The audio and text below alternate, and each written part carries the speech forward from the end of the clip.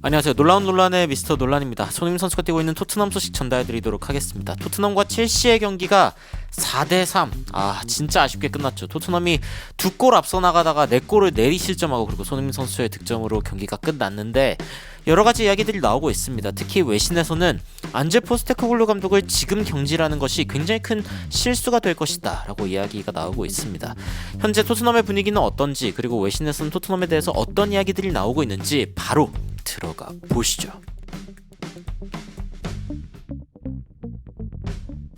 일단 애슬레틱에서 나온 기사 살펴보기 전에 풋볼 런던 기사부터 좀 살펴보도록 하겠습니다. 안제 포스테코글루 감독이 로메로, 반더벤의 부상 문제에 대해서 어떤 이야기를 했는지, 그리고 이제 페널티킥 상황들에 대해서 어떤 이야기들을 했는지에 대해서가 좀 주목을 받고 있는데, 일단 질문 보면은 중요한 순간들에 뭔가 집중력이 부족해서 진 거 아니냐, 뭐 이런 이야기들이 나오고 있습니다. 그래서 이제 안제 포스테코글루 감독도 경기 시작이 굉장히 좋았는데, 그리고 이제 경기를 좀 지배하는 그런 순간들이 있었고 좋은 순간, 좋은 기회들이 있었는데, 사실 여기에는 이제 손흥민 선수가 놓친 2번의 빅찬스가 또 포함되어 있는 이야기라고 할 수 있죠. 그래서 일부 언론에서는 뭐 안제 포스테코글루 감독이 손흥민 선수를 좀 비판하는 거 아니냐, 이런 식으로도 해석하고 있지만 그 정도 이야기는 아니고, 기회가 어쨌건 좀 있었는데 마무리하지 못한 게 아쉽다라고 이야기를 하고 있습니다. 그러면서 후반전에 이제 굉장히 상대가 우리를 압박을 많이 줬고, 사실 후반전은 막판에 이르기 전까지 첼시가 거의 주도하고 있는 그런 흐름으로 갔었죠. 그래서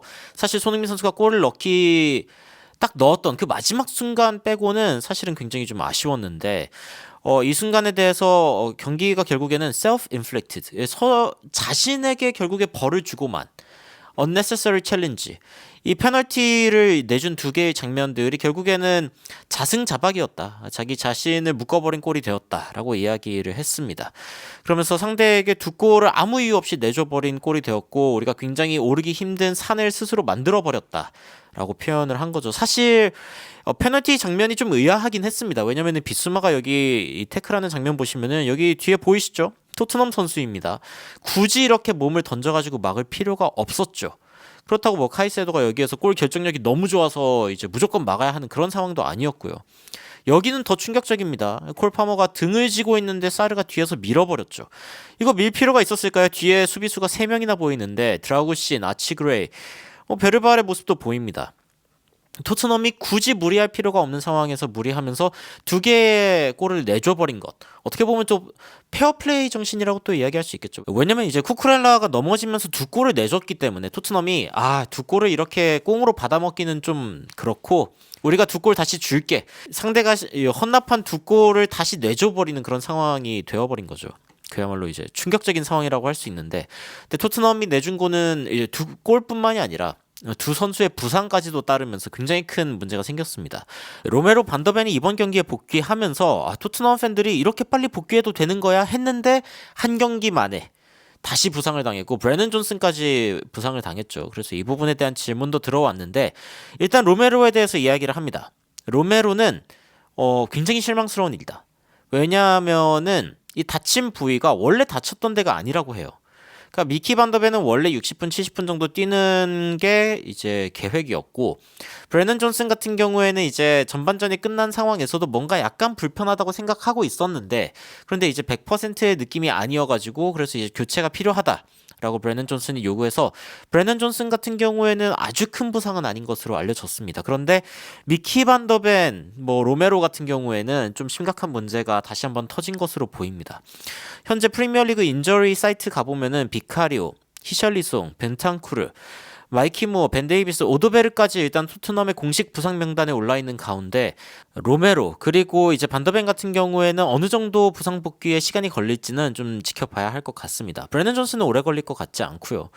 그리고 이제 이런 이야기도 했습니다. 이 2명의 센터백들의 어떤 건강 상태를 봤을 때 일종의 도박 아니었냐.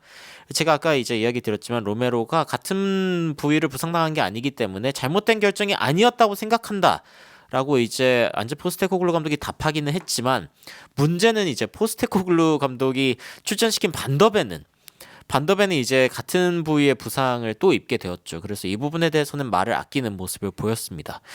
그리고 이제 이번 경기의 패배가 이제 굉장히 토트넘에게 좀 큰 데미지를 줬다. 선수도 잃었고 그리고 경기의 승점도 잃었고 이게 토트넘에게 얼마나 큰 도전이냐라고 이야기를 했는데 일단 안제 포스테코글루 감독은 뭐 모든 도전은 어쨌건 극복해야 되는 요소다라고 이야기를 하면서 우리가 오늘 진짜 열심히 했는데 근데 두 개의 페널티, 두 개의 골을 내줘버린 것은 여하튼 스스로에게 너무 좀 힘들게 만드는 일이었다.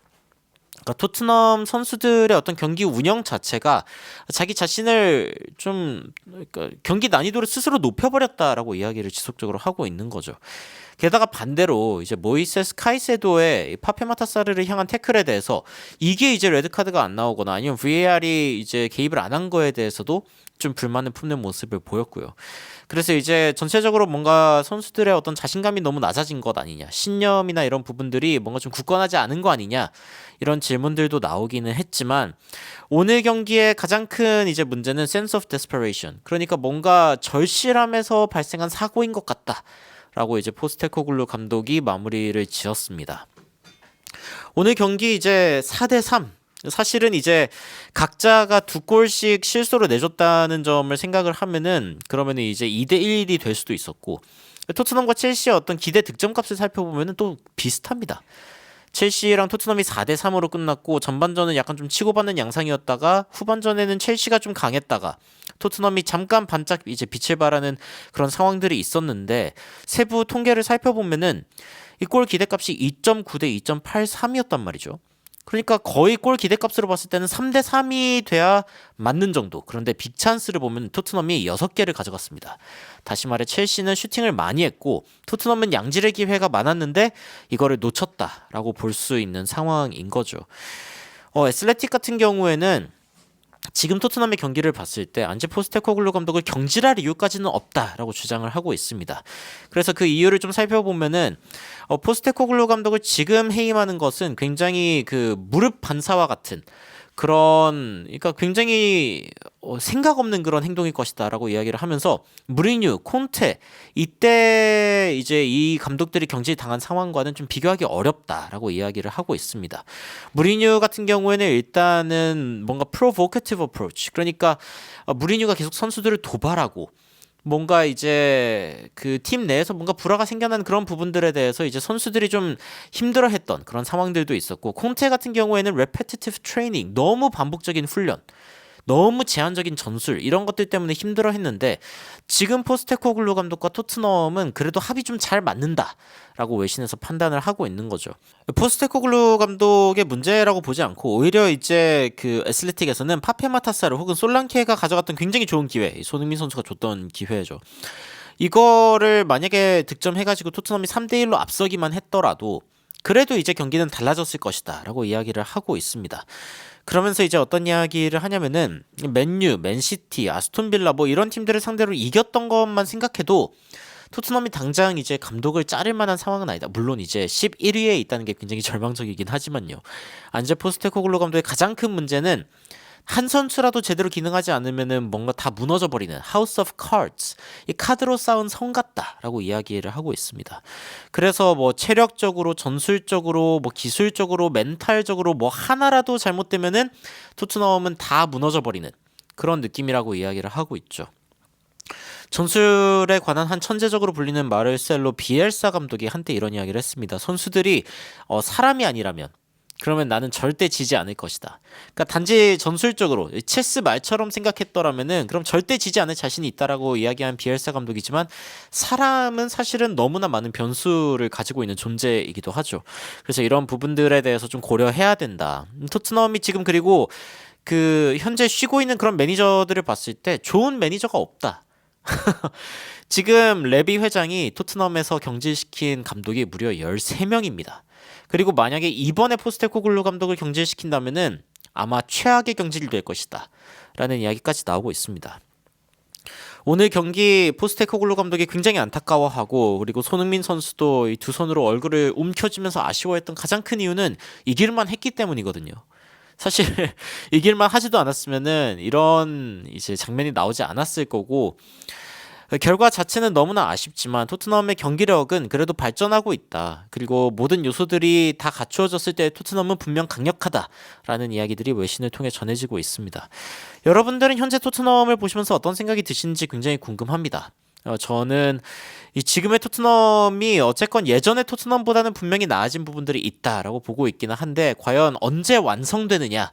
이 손흥민 선수의 커리어 이 시계가 점점 더 끝을 향해 다가가고 있다고 생각할수록 조급한 그런 마음이 드는 건 사실이거든요. 하지만 이 상황 가운데 감독을 경질시켜버리는 거는 이 비수마의 백태클이나 아니면 뒤쪽에서 이 선수를 밀어버린 사르처럼 아주 조급한 결정을 아닐까 라는 생각을 좀 해보게 됩니다.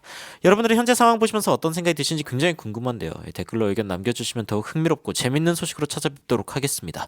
이상 놀라운 논란 미스터 논란이었습니다. 시청해주셔서 감사합니다.